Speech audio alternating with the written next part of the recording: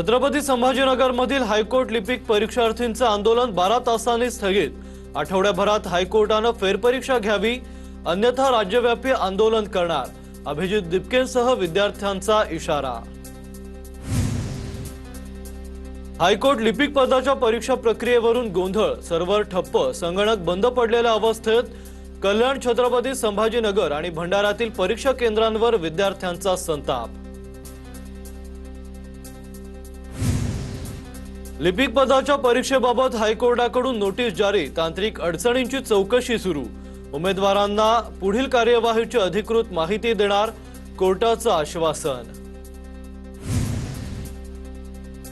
आश्वासन नको, परीक्षा पुन्हा घ्या। हायकोर्ट लिपिक पदाच्या परीक्षेतील गोंधळावरून कल्याणमध्ये विद्यार्थ्यांचं ठिय्या आंदोलन। संपूर्ण परीक्षा पुन्हा घेण्याची मागणी करत आमदार सुभाष गायकवाडांचा विद्यार्थ्यांना पाठिंबा।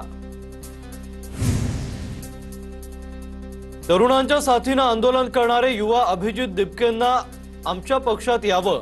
चिपळूणच्या पत्रकार परिषदेतून रामदास आठवलेंची दिपकेंना खुली ऑफर।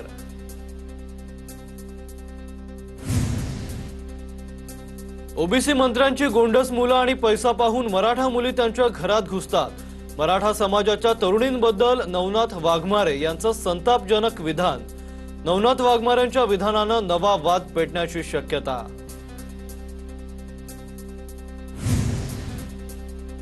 नवनाथ वाघमारे नांदेडमध्ये आल्यास तोंडाला काळं फासणार। वाघमारेंच्या संतापजनक विधानावरून नांदेडमध्ये मराठा महिला आक्रमक।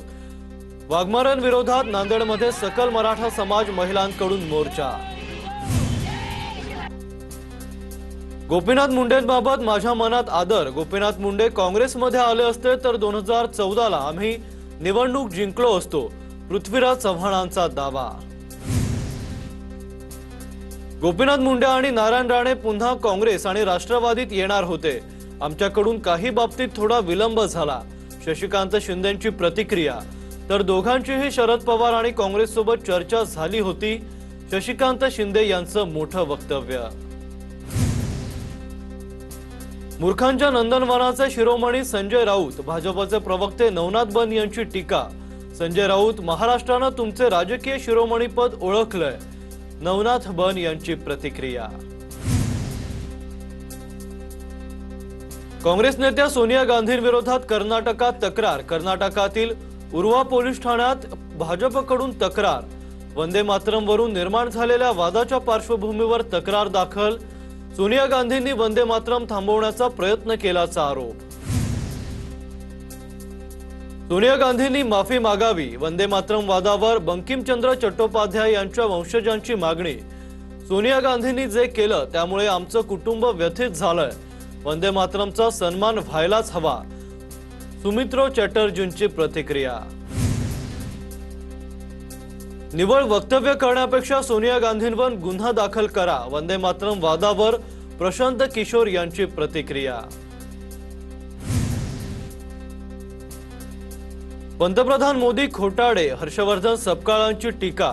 दिलेली आश्वासनं मोदींनी पूर्ण केली नाहीत। हर्षवर्धन सपकाळांचा हल्लाबोल। एसआर संदर्भात पवारांच्या राष्ट्रवादीचं शिष्टमंडळ आज निवडणूक आयोगाची भेट घेणार। शशिकांत शिंदेंची माहिती। एसआयआर मोहिमेत अनियमिततेबाबत आयोगानं लक्ष न दिल्यास कोर्टात जाण्याचाही इशारा। हिंजवडीतही चाकण एमआयडीसी सारख्या समस्या आहेत। सरकारने उद्योगधंदे आयटी पार्कच्या स्थलांतरासाठी पावलं उचलावीत। आदित्य ठाकरेंची मागणी। नाशिक महापालिकेत गुंडांच्या टोळ्या बसवल्यात। नाशिकमधील खड्ड्यांची पाहणी करताना राऊतांची टीका। सत्ताधाऱ्यांना नाशिकचं स्मशान केलंय। नगरसेवकांना घरात घुसून जाब विचारला पाहिजे। संजय राऊतांचं वक्तव्य। आदित्य ठाकरेंनी चाकणचा मुद्दा खूपच मनावर घेतलाय। उद्योगमंत्री उदय सामंत यांचा आदित्य ठाकरेंना टोला। स्थानिक आमदार बाबाजी काळेंकडून आदित्य ठाकरेंनी धडा घ्यावा। सामंतांचा आदित्य ठाकरेंना सल्ला। आमच्यावर प्रशासनाकडून दादागिरी सुरू, मी जीवन संपवेन। चाकणमध्ये उदय सामंतांसमोर शेतकऱ्यांचा संताप। घर रस्त्यात गेलं पण बाजारभावाप्रमाणे पैसे मिळाले नाहीत। शेतकऱ्यांना संताप व्यक्त करत मांडली व्यथा। दाओसमध्ये करारबद्ध त्या कंपनीत सत्यजित तांबे संचालक, दाओसच्या गुंतवणुकीवरून रोहित पवारांचा मोठा आरोप, तर त्याच कंपनीसोबत 3,500 कोटींचा करार केल्याची रोहित पवारांची माहिती।